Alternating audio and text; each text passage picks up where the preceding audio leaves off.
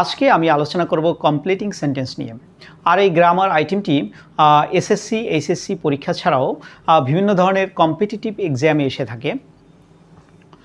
আর এই কমপ্লিটিংয়ের ক্ষেত্রে দেখা যায় পরীক্ষার্থীরা যে কাজটা করে থাকে, বাজারে যে প্রচলিত বইগুলো আছে সেখানে দেয়া রয়েছে অনেক ধরনের স্ট্রাকচার, প্রায় 30-35টি স্ট্রাকচার। সেই স্ট্রাকচারগুলো মুখস্থ করে। আসলে আমি স্পষ্ট করেই বলতে চাই, কমপ্লিটিং সেন্টেন্সের ক্ষেত্রে কোনো ধরনের স্ট্রাকচার মুখস্থ করার দরকার নেই। আমরা খুব সহজেই কমপ্লিটিং সেন্টেন্স করতে পারবো। আর এই ভিডিওটিতে আমি সেই বিষয়ে আলোচনা করব। তাই আশা করি আপনারা সবাই অবশ্যই ভিডিওটির প্রথম থেকে শেষ পর্যন্ত দেখবেন। যারা ইতিমধ্যে আমার এই চ্যানেলটি সাবস্ক্রাইব করেছেন তাদেরকে অসংখ্য ধন্যবাদ। আর যারা এখনও সাবস্ক্রাইব করেননি তারা অবশ্যই আমার চ্যানেলটি সাবস্ক্রাইব করবেন এবং আমাকে উৎসাহিত করবেন। সো এখন তবে শুরু করা যাক কমপ্লিটিং সেন্টেন্স।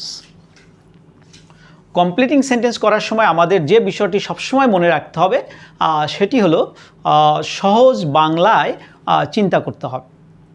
দ্বিতীয়ত হলো একটি পরিপূর্ণ বাক্য চিন্তা করতে হবে। আর বাক্যটি যদি আমরা পরিপূর্ণভাবে চিন্তা না করি সেক্ষেত্রে কিন্তু ভুল হয়ে যেতে পারে। যেমন ধরেন প্রশ্নে দেয়া থাকলো he works hard so that. এখন এটার বাংলা যদি আমি এভাবে চিন্তা করি, সে পরিশ্রম করে যাতে পাশ করে। এখানে কিন্তু বাংলাটা বলতে গিয়ে আমরা সাবজেক্টই বলিনি, অর্থাৎ বাংলাটা এভাবেই বলা উচিত ছিল সে পরিশ্রম করে যাতে সে পাশ করে। এখন বাংলাটায় চিন্তা করার সময় যদি আমরা সে বাদ দিয়ে চিন্তা করি সেক্ষেত্রে কিন্তু ইংরেজি করতে গেলে ভুল হয়ে যাবে। তাই আমি বলছি বাংলাটা চিন্তা করার সময় পরিপূর্ণভাবে পরিপূর্ণ একটি বাক্য চিন্তা করতে হবে।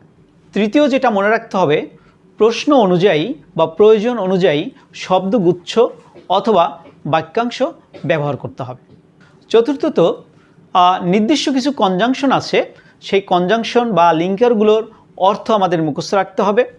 কিছু কিছু কনজাংশনের নির্দিষ্ট কিছু নিয়ম রয়েছে, নির্দিষ্ট কিছু বৈশিষ্ট্য রয়েছে।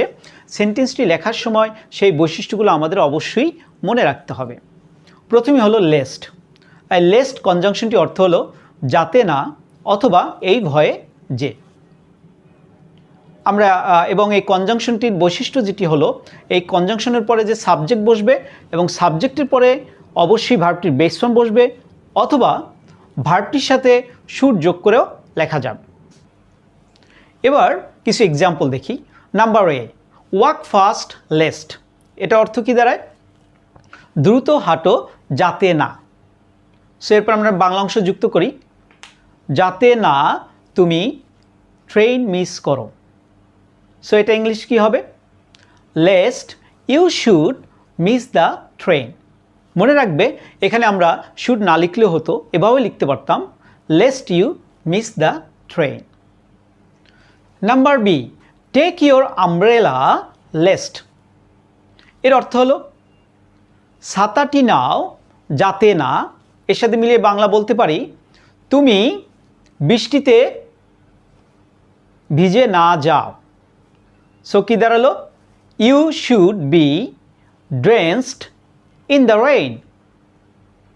অথবা এখানে আমরা শুডটা না লিখলেও চলতো, লিখতে পারতাম you be drenched in the rain. Number C, প্রথমে এখানে শূন্যস্থান, এরপর আছে lest you should miss the plane.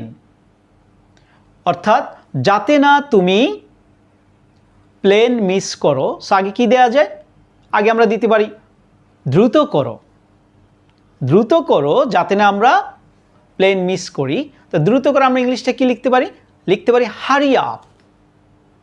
Number D, walk slowly lest. এটার বাংলা হলো দ্রুত স্লোলি হাঁটো, অর্থাৎ আস্তে হাঁটো যাতে না কি দেয়া যায়? তুমি পড়ে যাও। সো ইংলিশটি কি হবে? ইউ শুড ফল ডাউন অথবা you fall down. Number E, on the way to school, অর্থাৎ স্কুলে যাওয়ার পথে আই ওয়াকড ফাস্ট লেস্ট। অর্থ কী দাঁড়ায়? আমি দ্রুত হাঁটলাম যাতে না। এরপর কি হতে পারে? আমি ক্লাস মিস করি। তাহলে কি দাঁড়ায়? I should miss the class. এখানে লক্ষ্য করতে হবে আগের অংশে কিন্তু পাস্ট ফর্ম রয়েছে। সো অনেকে ভুলক্রমে যেটা করে থাকে, এখানে পাস্ট থাকার কারণে পরবর্তীতে শুডের সাথে আরেকটি হ্যাভ নিয়ে আসে, আসলে এটা কিন্তু ভুল। মনে রাখতে হবে লেস্টে পরে সবসময় শুড প্লাস ভার্ব বসবে অথবা ভার্বটির বেস ফর্ম বসবে। এখন আনলেস অথবা ইফ প্লাস প্রেজেন্ট, এখন এর অর্থটা আগে জানতে হবে। আনলেস অর্থ হলো যদি না, আর ইফ অর্থ হলো যদি। অর্থাৎ বিষয়টা দাঁড়ালো এই ইফ বা আনলেসের কিছু বৈশিষ্ট্য আছে। যদি ইফের অংশ বা শর্তযুক্ত অংশ প্রেজেন্ট হয়, পরের অংশ জেনারেলি আমরা ফিউচার করি। Number A, if a man does not work hard, অর্থাৎ একজন মানুষ যদি পরিশ্রম না করে, এরপর একটা বাংলা আমরা চিন্তা করি, কি বাংলা হতে পারে? সে জীবনে সফল হবে না। তা সে সফল হবে না, he will not prosper in life. Number B, we can learn moral values if, এটা অর্থ কী দাঁড়ায়? আমরা নৈতিক মূল্যবোধ শিখতে পারি যদি। তাহলে কি বলা যায় এরপরে? আমরা বই পড়ি। তাহলে কি দাঁড়ায়? আমরা বই পড়ি, we read books. Number C, unless you have good health, তোমার যদি ভালো স্বাস্থ্য না থাকে, এবার বাংলায় কি বলা যায়? তুমি সুখী হতে পারবে না। তো এটা ইংলিশ কি? You cannot be happy. এরপরে number D, we will reap good harvest if, এটা অর্থ কী দাঁড়ায়? আমরা ভালো ফসল পাবো যদি। এরপর একটা বাংলা চিন্তা করি, যদি আমরা সময়ের সদ্ব্যবহার করি। তো যদি আমরা সময়ের সদ্ব্যবহার ইংলিশ কি? We use time properly. এরপরে ইফ প্লাস পাস্ট, অর্থাৎ ইফের অংশ যদি পাস্ট টেন্স হয়, সেক্ষেত্রে পরের অংশ অবশ্যই subject plus would plus verb হবে। সো আমরা এক্সাম্পল দেখি। Number A, if I reach late, অর্থ কী দাঁড়ালো? আমি যদি দেরিতে পৌঁছতাম। এটা পাস্ট ফর্মে বললাম। সো কি হবে? আমি ক্যাম্পাসে প্রবেশ করতে পারতাম না। কে পারতাম না? আমি। আই প্রবেশ করতে পারা, could not enter the campus. Number B, if I knew his phone number, যদি আমি তার ফোন নাম্বার জানতাম। এটাও পাস্টে আছে। সো কী হবে? আমি তাকে কল করতাম। তাহলে কি হবে? I would call him. এখানে একটা জিনিস খেয়াল রাখতে হবে, এই উড বা কুড যখন আমরা লিখবো, এরপরে ভার্বটির বেস ফর্ম ব্যবহার করতে হবে। যেমন এখানে উডের পরে আমরা কি লিখলাম? Call. Number C, if I were rich, অর্থাৎ আমি যদি ধনী হতাম। তাহলে এরপরে বাংলা কি বলা যায়? আমি দরিদ্রদের সাহায্য করতাম। তাহলে কি হবে? I would help the poor. এর পরেরটি হলো ইফ প্লাস পাস্ট পারফেক্ট, অর্থাৎ ইফের অংশ যদি পাস্ট পারফেক্ট টেন্সে থাকে, সেক্ষেত্রে পরের অংশে আমাদের খেয়াল রাখতে হবে subject plus would have plus ভার্বের থার্ড ফর্ম। অর্থাৎ পারফেক্টের জন্য একটা হ্যাভ আনতে হবে। অর্থাৎ আমরা পাস্টে লিখেছিলাম উড, এবার যেহেতু পাস্ট পারফেক্ট, উডের সাথে একটা হ্যাভ আনতে হবে, উড হ্যাভ প্লাস ভার্বের থার্ড ফর্ম। আর এখানে আরেকটি বিষয় মনে রাখতে হবে, এখানে কখনো কখনো ইফটা উজ্জ্বল থাকতে পারে এবং সেক্ষেত্রে হ্যাড শব্দটি প্রথমে চলে আসবে। এখন কিছু এক্সাম্পল দেখি। Number A, if he had been little careful, এটা অর্থ কি? যদি সে আরেকটু সতর্ক হতো। এটা কিন্তু পাস্ট পারফেক্টে আছে, হ্যাড বিন। সো পরের অংশে কুড হ্যাভ বা উড হ্যাভ যোগে লিখতে হবে। সো কি দাঁড়াবে? সে অ্যাক্সিডেন্ট অ্যাভয়েড করতে পারতো। সে পারতো, হি could have avoided the accident. এখন এখানে খেয়াল রাখতে হবে, এখানে আমরা শুরুটা করেছি ইফ দিয়ে, কিন্তু কখনো কখনো ইফটা বাদও যেতে পারে। ইফ যদি বাদ দিয়ে লেখা হয় সেক্ষেত্রে অবশ্যই হ্যাডটি সবার প্রথমে চলে আসবে। সেক্ষেত্রে সেন্টেন্সটা হবে এরকম, had he been little careful, so পরের অংশ ঠিক একই থাকবে, he could have avoided the accident. এরপরে number B, had I seen you before, যদি আমি তোমাকে পূর্বেই দেখতাম। সো এরপরে কী হতে পারে, আমি তোমাকে জানাতাম। তো সো কি লেখা যায়, আমি জানাতাম, I would have informed you, hardly, scarcely অথবা নো সুনার। এই কনজাংশনগুলোর অর্থ হলো কোনো কিছু ঘটতে না ঘটতেই। এবং এই কনজাংশনের একটি বৈশিষ্ট্য হলো যে এই হার্ডলি বা স্ক্র্যাচলি বা নো সুনার যুক্ত অংশ পাস্ট পারফেক্ট টেন্সে থাকবে এবং পরের অংশ অবশ্যই পাস্ট টেন্স হবে এবং মাঝে একটি কনজাংশন থাকবে। কনজাংশনটি কখনো কখনো হোয়েন হয়, কখনো কখনো দেন হয়। হোয়েন হয় কখন, দেন কখন হয়, এটা মনে রাখার সহজ পদ্ধতি হলো, আমরা যদি নো সুনার থাকে, এখানে দেখি সুনার, সুনার শব্দটি কোথা থেকে এসেছে, সুন থেকে এসেছে। সো সুন হলো পজিটিভ, সুনার হলো কম্প্যারেটিভ। সো যদি নো সুনার থাকে তবে মনে করব এটার কনজাংশন বসবে দেন, কারণ আমরা জানি কম্প্যারেটিভ ডিগ্রিতে দেন বসে। সো নো সুনার থাকলে কনজাংশনটি কী বসবে, দেন বসবে। আর এই হার্ডলি বা স্কেয়ার্সলি থাকলে কনজাংশনটি বসবে হোয়েন। সো আমরা এবার কয়েকটি এক্সাম্পল দেখি। Number A, hardly had the assembly began, অর্থ কী দাঁড়ায়, অ্যাসেম্বলিটি শুরু হতে না হতেই। এরপরে আমরা কি বাংলা দিতে পারি, আমি স্কুলে পৌঁছলাম। সেখানে যেহেতু হার্ডলি আছে, আমাদের কনজাংশন ভার্ব তো হোয়েন, তাহলে কি হবে, when I reached school. Number B, hardly had he started for school, এর অর্থ কী হলো, সে স্কুলে রওনা দিতে না দিতেই। এরপর বাংলা কি বলা যায়, যে বৃষ্টি শুরু হলো, অর্থাৎ when the rain started. Number C, no sooner had he reached the station, অর্থাৎ কী দাঁড়ালো, সে স্টেশনে পৌঁছতে না পৌঁছতেই। বাংলা কি দেওয়া যায়, ট্রেনটি সেরে গেল। সো কী দেওয়া যায়, দেন দ্য ট্রেন লেফট। এরপরে আমরা আলোচনা করব অ্যাজ সুন অ্যাজ, এটার বাংলা হলো যেই মাত্র, এবং এর বৈশিষ্ট্য হলো উভয় অংশ একই টেন্স ব্যবহার করতে হবে। সো আমরা এক্সাম্পল লক্ষ্য করি। Number A, as soon as I got up from bed, এর অর্থ হলো আমি ঘুম থেকে ওঠা মাত্র, বা আমি ঘুম থেকে যখনই উঠলাম। তখন কি হলো সেটা বাংলা একটু চিন্তা করি, যে আমার বন্ধু আমায় কল করলো।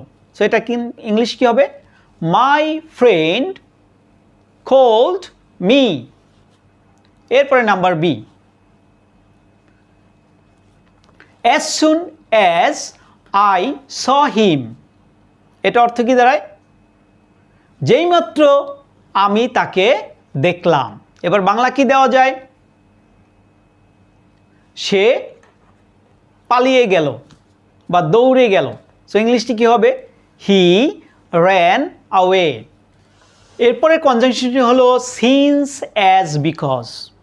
এই তিনটি কনজাংশনের অর্থ এক, এর অর্থ হলো যেহেতু বা কারণ। সিন্স যেহেতু, অ্যাজ যেহেতু, বিকজ কারণ।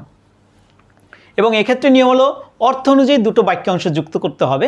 এক্ষেত্রে টেন্সগত তেমন কোনো নিয়ম নেই, সাধারণত উভয় অংশ একই টেন্স হয়ে থাকে। For example, as the people of Bangladesh are hard working, এটি অর্থ কী হলো, যেহেতু বাংলাদেশের লোকেরা পরিশ্রমী। সো পরের অংশ কী হতে পারে, আমরা কি চিন্তা করতে পারি, আমরা চিন্তা করতে পারি বাংলাদেশ শীঘ্রই উন্নত রাষ্ট্র হবে। সো আমরা লিখি, বাংলাদেশ উইল বি আ উন্নত রাষ্ট্র, developed country soon. Number B, as we live in materialistic world, যেহেতু আমরা একটি বস্তুবাদী পৃথিবীতে বাস করি। সো এরপরে কি হতে পারে, যে আমরা সবসময় কাজ নিয়ে বিজি থাকি। সো কি হতে পারে, উই আর অলওয়েজ বিজি, আমরা সবসময় বিজি থাকি, ব্যস্ত থাকি কাজ নিয়ে, with work. Number C, as he was meritorious, যেহেতু সে মেধাবী ছিল। সো এরপরে কি হতে পারে, সে কুইজ কম্পিটিশনে বা কুইজ প্রোগ্রামে ভালো করেছিল। ইংলিশে কি হতে পারে, he did well in the quiz competition. এরপরে যে আলোচনাটি করব সেটা হলো ইট ইজ টাইম অথবা ইট ইজ হাই টাইম। এর অর্থ হলো এখনই সময় বা এখনই যথার্থ সময়।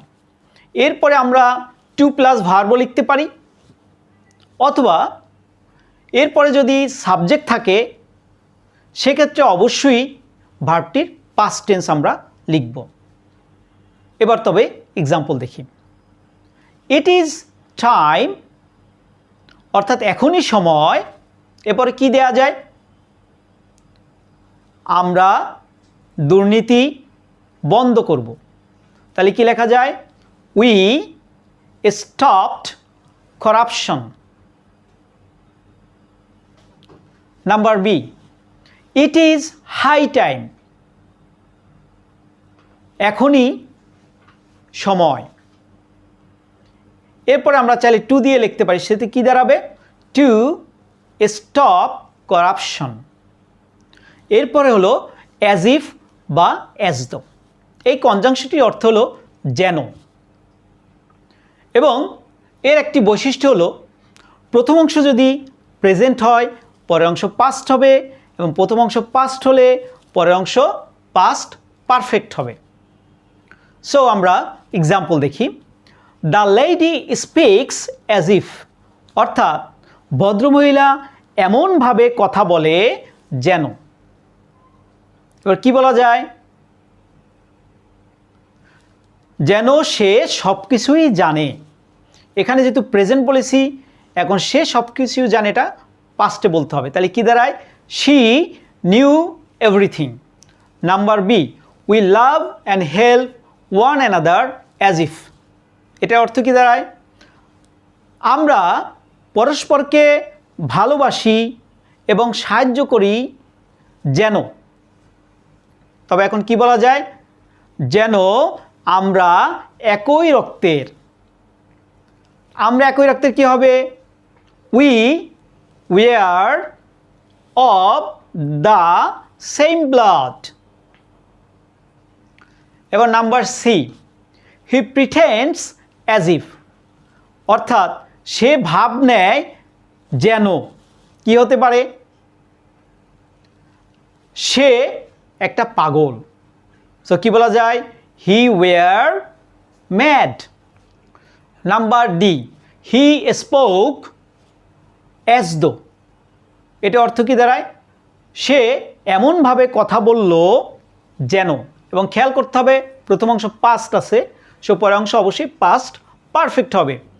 সো কি হতে পারে, যেন সে একজন লিডার হয়ে গিয়েছে। সো কি বলা যায়, he had been a leader. এবার আলোচনা করব সো দ্যাট বা ইন অর্ডার দ্যাট। এই লিঙ্কার বা কনজাংশনের অর্থ হলো যাতে। এরপরে আমরা সাধারণত টেন্স অনুযায়ী যদি প্রথম অংশ প্রেজেন্ট হয় সেক্ষেত্রে আমরা ক্যান অথবা মে ব্যবহার করি, আর প্রথম অংশ যদি পাস্ট হয় সেক্ষেত্রে পরের অংশ কুড বা মাইট ব্যবহার করে লিখতে হয়। সো আমরা এখন কয়েকটি এক্সাম্পল দেখি। Number A, we must it balanced diet so that. এর বাংলা হলো আমরা অবশ্যই সুষম খাবার খাবো যাতে। এরপরে কি দেয়া যায়, আমরা শারীরিকভাবে ফিট থাকি। সো ইংলিশ কি হয়, we might be physically fit. Number B, we should take rest so that. আমরা বিশ্রাম নিব যাতে। কি দেওয়া যায় বাংলা, যাতে আমরা শক্তি আবার পুনরুদ্ধার করতে পারি বা পুনরায় নিয়ে আসতে পারি বা শক্তি সঞ্চয় করতে পারি। সো ইংলিশটি কী হতে পারে? So that we can restore energy. এরপরে যে কনজাংশনটি নিয়ে আলোচনা করব সেটি হলো সো ডটস দ্যাট। এর বাংলা হলো এত যে। এক্ষেত্রে আমরা শুধু অর্থ অনুযায়ী বাক্যটি আমরা লিখব এবং উভয়াংশের টেন্স সাধারণত একই রকম হয়। সো আমরা এক্সাম্পলগুলো দেখি। Number A, it is so delicious that, এটা এতটা সুস্বাদু যে কি বলা যায়? সবাই এটা পছন্দ করে। সো ইংলিশটি কি দাঁড়ালো? Everybody likes it. Number C, the wind was so strong that, অর্থাৎ বাতাস এতটাই শক্তিশালী ছিল যে, এরপর কি হতে পারে? এটা অনেক গাছ উফড়ে ফেলেছিল। সো কি হতে পারে? ইট uprooted many trees। এরপরে আলোচনা করব ক্লজ, অবজেক্ট অথবা সাবজেক্ট। অনেক সময় দেখা যায় ভার্বের পরে গ্যাপ দেয়া আছে, আবার অনেক সময় দেখা যায় ভার্বের আগে গ্যাপ দেয়া আছে। সেক্ষেত্রে আমাদের যেটা করতে হবে, ভার্বের আগে গ্যাপ থাকলে সেক্ষেত্রেও কনজাংশন দিয়ে একটা ক্লজ দিয়ে স্টার্ট করতে হবে। আবার ভার্বের পরেও গ্যাপ থাকলে কনজাংশন দিয়ে একটি ক্লজ স্টার্ট করতে হবে এবং অর্থের মিল রাখতে হবে। সো আমরা একটি এক্সাম্পল দেখি। Number A, we should keep in mind that, অর্থাৎ আমরা মনে রাখব যে, এবার কি হতে পারে? স্বাস্থ্যই সম্পদ। So health is wealth. Number B, his silence proves that, অর্থ কি দাঁড়ায়? তার নীরবতা প্রমাণ করে যে, এরপরে কি দেয়া যায়? সে দোষী। সো ইংলিশটি কী হবে? He is guilty. Number C, mother told me that, অর্থাৎ মা আমায় বলেছিলেন যে, এবার কি বলা যায়? তিনি তাড়াতাড়ি আসবেন। সো এখানে আসবেন বললে আসে উইল, তাই না? কিন্তু যেহেতু প্রথম অংশ পাস্ট আছে, সেক্ষেত্রে পরের অংশ কিন্তু পাস্ট ফর্ম করে দিতে হবে, অর্থাৎ উইলের পাস্ট ফর্ম লিখতে হবে। সো কি দাঁড়ায়? She would come early. Number D, dash is known to all. এখানে দেখা যাচ্ছে ভার্বের আগে গ্যাপ দেওয়া আছে। সো আমাদের যেটা করতে হবে, কনজাংশন যুক্ত একটি ক্লজ ব্যবহার করতে হবে। সে কি বলা যায়? বাংলা অর্থ হলো ইজ নোন টু অল, অর্থাৎ সবার কাছে পরিচিত। কি পরিচিত? সে যে সৎ। তাহলে একটা কনজাংশন দিয়ে স্টার্ট করতে হবে। দ্যাট হি ইজ অনেস্ট, সে যে সৎ তা সবার কাছে পরিচিত। এবারে আলোচনা করব রিলেটিভ প্রোনাউন নিয়ে। আসলে রিলেটিভ প্রোনাউনের ক্ষেত্রেও বিশেষ কোনো নিয়ম নেই, তবে রিলেটিভ প্রোনাউনগুলো অর্থটা জানলে সেক্ষেত্রে অর্থনীতি করতে একটু সুবিধা হবে। আর রিলেটিভ প্রোনাউনগুলো কোথায় থাকে সেটা আমরা নিশ্চয়ই জানি। কোনো নাউনের পরে সাধারণত এগুলো থাকে বা প্রোনাউনের পরেও থাকে। এখন রিলেটিভ প্রোনাউনগুলো কী কী আছে? প্রথমে আছে হু, হু অর্থ যে। এরপরে আছে হুম, এর অর্থ হলো যাকে। হুজ, এর অর্থ হলো যার। এরপর আছে দ্যাট, এর অর্থ হলো যে অথবা যা। এরপর আছে হুইচ, এর অর্থ হলো যা। এরপরে আরও হতে পারে যেটা হলো হোয়ার, এটা হলো যেখানে, হোয়েন, যখন, যাকে এটা অর্থ বুঝে সেন্টেন্সটি মিলালেই হয়ে যাবে। এবার কিছু আমরা এক্সাম্পল দেখি। Number A, nobody likes a man হু, এর অর্থ হলো কেউ সেই লোককে পছন্দ করে না যে। তা বাংলা কি বলা যায়? যে হয় অলস। তা যে তো দেয়ই আছে, হয় অলস, ইংলিশ কি দাঁড়ালো? Is lazy. Number B, Rajshahi is the place where, অর্থাৎ রাজশাহী হলো এমন একটি জায়গা যেখানে। সো কী দেওয়া যায়? যেখানে আম ভালো জন্মে। তা আম ইংলিশ হলো mangoes grow well. Number C, a man who reads book regularly, অর্থাৎ একজন মানুষ যে নিয়মিত বই পড়ে। এরপর কি দেওয়া যায়? অনেক কিছু জানতে পারে। সো কি দাঁড়ায়? Can learn a lot of things. এবার আলোচনা করব দো এবং অলদো নিয়ে। এর অর্থ হলো যদিও। এক্ষেত্রে বিশেষ কোনো নিয়ম নেই, শুধু অর্থ অনুযায়ী একটি বাক্য পূর্ণ করলেই চলবে। সো আমরা কিছু এক্সাম্পল দেখি। Number A, though lost wealth can be regain by hard work. Lost time, এর অর্থ হলো যদিও হারানো সম্পদ পরিশ্রমের দ্বারা আবার অর্জন করা যায়, হারানো সময়। সো এখানে কি দেয়া যায়? হারানো সময় আবার ফিরে পাওয়া যায় না। সো কী হবে? Can never be regained. Number B, the people of Bangladesh are friendly though. অর্থ কী দাঁড়ায়? বাংলাদেশের লোকজন খুবই বন্ধুসুলভ যদিও। সে পরে কী বলা যায়? যদিও তারা দরিদ্র। সো কী দাঁড়ায়? দে আর পোর। নাম্বার সি, দো cricket is a costly game. এটা বাংলা কী দাঁড়ায়? যদিও ক্রিকেট একটি ব্যয়বহুল খেলা। সো এরপরে কী বলা যায়? সবাই এটা পছন্দ করে। সো ইংলিশ কী দাঁড়াবে? Everybody likes it. Number D, although they do hard labour from dawn to dusk. যদিও তারা সকাল থেকে সন্ধ্যা কঠোর পরিশ্রম করে। এরপরে কী দেওয়া যায়?